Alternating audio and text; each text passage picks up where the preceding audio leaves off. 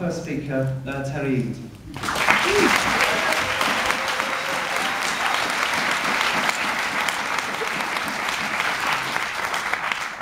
I've been around in higher education an embarrassingly long time. I don't only teach Shakespeare to students, I actually worked with him. Terribly flowery type he was, it took him 10 minutes just to say hello. And in all of that time, I think that what I'm now witnessing is the most radical and savage assault on higher education growing up to be that I've ever seen before. It starts with abolishing chairs of paleography, and before you know where you are, nobody can spell it. Paleography before profits may not be the snappiest as well. It puts its finger on something quite important. In fact, I think the government should stop talking about education altogether.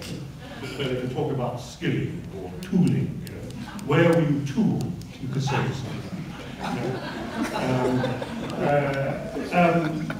Forget about education as dialogue, forget about learning as a community, forget about self-realization, forget about education as a precious value in itself. Something that is precious not least because thousands and thousands of working men and women over decades sweated blood to attain in the most unpropitious circumstances, and now this is happening. We have instead sole factories with professors as managers and academics as bureaucratic dog's bodies and students as a cross between consumers and an intellectual proletariat, and these places where bits of commodified knowledge are knocked down to the highest bidders, really, and anything that doesn't instantly boost the profits of the pharmaceutical companies or the electronic companies is contemptuously set aside. It's education as technology which hardly even needs to pass through consciousness. Yes, universities have become extremely adept at bringing teachers and students together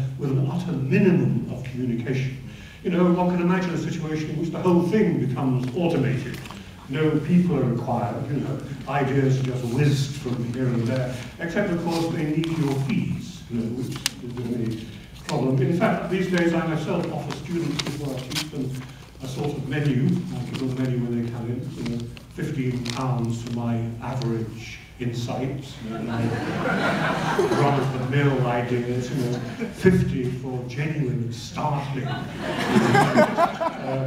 Some of my colleagues, utterly barefaced, are now even, you know, collecting entry fees at their own lectures. You know, they stand on the doors. You know. I mean, I am not mercenary in that way at all. I accept items of clothing, freshly baked pies, kegs of home-brewed Guinness, all of that. Risk of my meal. Most societies, or maybe every society in history, constructs for themselves a kind of rather protected space, which is a certain distance from their practical everyday activity, and within which it's possible to brood and reflect on the basic principles, values, and directions of that culture. Yeah? Now, the names of that space have changed over the years, over the centuries. You call it myth, or religion, or art, or the humanities, or a certain kind of philosophy, and universities have been derided for cherishing that space because they've been accused of being idiosyncratic and a bit otherworldly, a bit askew to the rest of society. But that, of course, that distance is exactly what's enabled them to operate as centres of critique. And what we are witnessing in our time is the momentous, historically momentous process of the death of universities as critique. You know, just as Ryanair will probably, you know, get round to charging you 10 quid for an oxygen mask in emergencies and stripping out seats, you know, so that you'll be strap hanging all the way to Glasgow. So universities for a long time now have been stripping out big ideas, critical ideas, because that makes people uneasy. They're not even, you know, centres of intense ideological brainwashing. They don't care that much about ideas.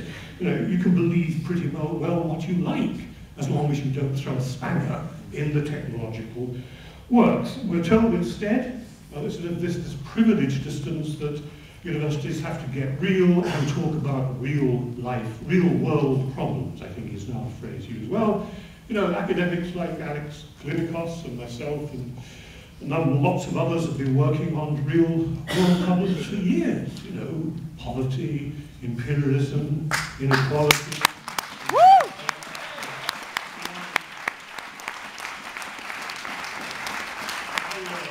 I don't see the research grants flowing our way. In fact, when I was working a few years ago at Monash University on a real-life problem called Martinamis,